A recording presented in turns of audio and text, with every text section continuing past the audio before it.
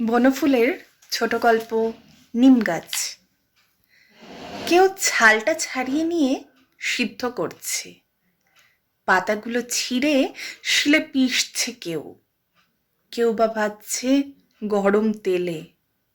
খোস দা ধাজা চুলকুনিতে লাগাবে চর্মরোগের অব্যর্থ মহৌষধ। কচি পাতাগুলো খায়ও অনেকে, এমনি কাঁচাই কিংবা ভেজে বেগুন সহযোগে। যকৃতের পক্ষে ভারী উপকার। কচি ডালগুলো ভেঙে চিবোয়ে কত লোক দাঁত ভালো থাকে। কবিরাজরা প্রশংসায় পঞ্চমুখ। বাড়ির পাশে গজালে বিজ্ঞরা খুশি হন, বলেন নিমের হাওয়া ভালো, থাক কেটো না। কাটে না, কিন্তু যত্নও করে না। আবর্জনা জমে এসে চারিদিকে। শান দিয়ে বাঁধিয়েও দেয় কেউ, সে আর এক আবর্জনা।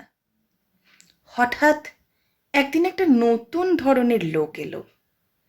মুগ্ধ দৃষ্টিতে চেয়ে রইল নিম গাছের দিকে। ছাল তুললে না, পাতা ছিঁড়লে না, ডাল ভাঙলে না। মুগ্ধ দৃষ্টিতে চেয়ে রইল শুধু। বলে উঠল, বাহ, কি সুন্দর পাতাগুলি, কি রূপ! থোকা থোকা ফুলেরই বা কি বাহার!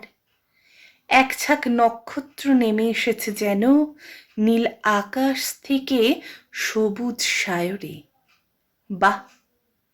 খানিকক্ষণ চেয়ে থেকে চলে গেল। কবিরাজ নয়, কবি। নিম গাছটার ইচ্ছে করতে লাগলো লোকটার সঙ্গে চলে যায়, কিন্তু পারলে না। মাটির ভিতর শিকড় অনেক দূর চলে গেছে।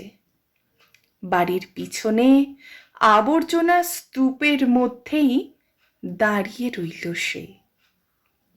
ওদের বাড়ির গৃহকর্ম নিপুণা লক্ষ্মী বউটার ঠিক এই দশা। নমস্কার।